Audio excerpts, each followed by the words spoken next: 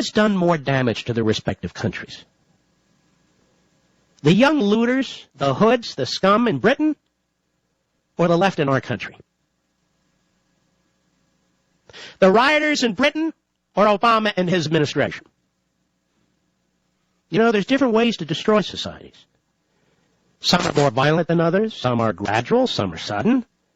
But in the end, the society is destroyed, whatever the methodology, if that's the purpose. See those punks? Those criminals? I don't care what their age are, in London and now spreading to Birmingham, I understand, and other parts of Britain. They're destroying that which doesn't belong to them. They're taking that which does not belong to them. That becomes a mentality. That becomes a belief system. And they see their government doing it. They've seen their government doing it over there for decades. It becomes a right. Now look at our own country. Look at the damage done by this president and his policies and those in his party in Congress. We've lost millions of jobs in this country, with millions of people dropping out of the job market altogether. Do you know how families suffer like that? Well, many of you do. Left-wing social policy, from one liberal administration to the next, has destroyed our once bustling housing market, so people are losing their life savings, their equity in their homes, and some are losing their homes outright. We have business losses, small businesses, large businesses. We have an environmental protection agency that's putting businesses out of work, putting people out of work, hardworking families who worked for generations in the coal mines and utilities, shuttering these businesses. So people are losing everything in this country, and not a small number of them. If you actually look through the superficial reporting and look at these statistics, they are astounding.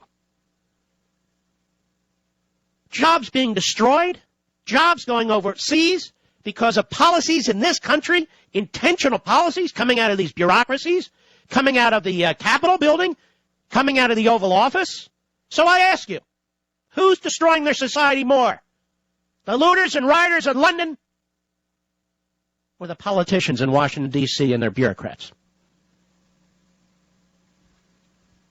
Now, it's impossible to quantify all the misery and poverty being created today by the federal government and the leftists who run it. On this program over the years, I've often referred to a French philosopher. He didn't even write that much, but what he wrote was brilliant. And his name, Frédéric Bastiat, from the 19th century.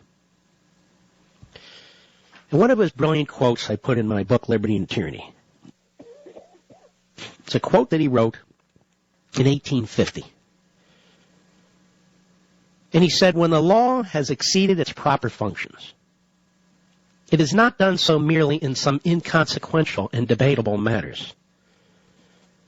The law has gone further than this. It has acted in direct opposition to its own purpose. Now follow this, because it's genius. The law has been used to destroy its own objective. It has been applied to annihilating the justice that it was supposed to maintain, to limiting and destroying rights, which its real purpose was to respect. The law has placed the collective force at the disposal of the unscrupulous who wish, without risk, to exploit the person, liberty, and property of others. It has converted plunder into a right in order to protect plunder. And it has converted lawful defense into a crime in order to punish lawful defense. There are many ways to plunder. You can plunder by breaking a window in a business and stealing something out of the window, by stealing wedding rings off the fingers of women in pubs, in restaurants, which is being done as I speak in London,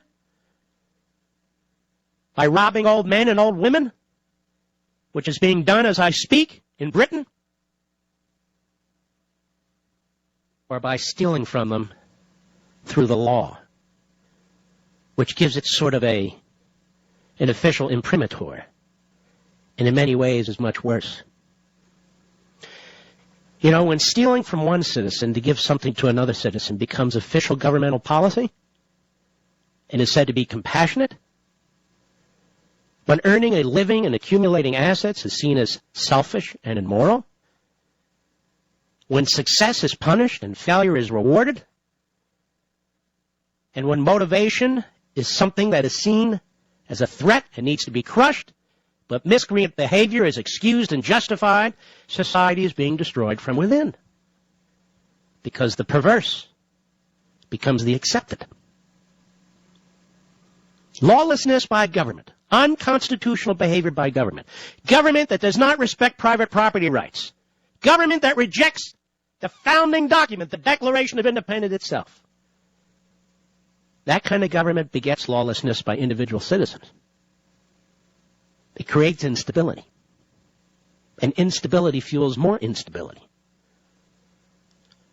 Now, you have to be a fool not to see that the West is in decline. There's no Thatcher in Britain, but rather a coalition of weak party leaders, the Tory conservatives and the liberals, still debating on whether to use water cannons. There's no Reagan in America in our White House, but rather a radical leftist who foments disunity and tumult. That's what he does. That's all he does. It's my great fear, I've said this many times before, that the constant tearing at the seams of our republic, the constant attack on our traditions and history,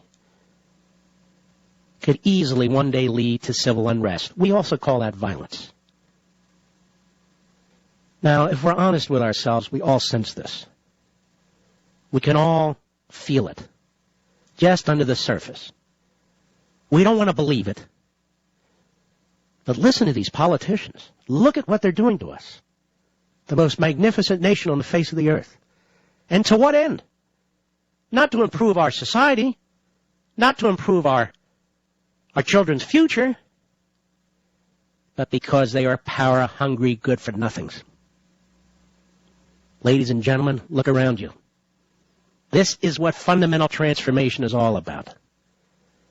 Transforming a free and prosperous people to a controlled and poor people. And it is done by a steady diet of class warfare propaganda, by creating enemies of the state, a new one every week, and exploitation of every sort and in every way. Take a good look at Greece. Take a good look at London. If we don't figure out how to put an end to this in this country, that's America. I'll be right back.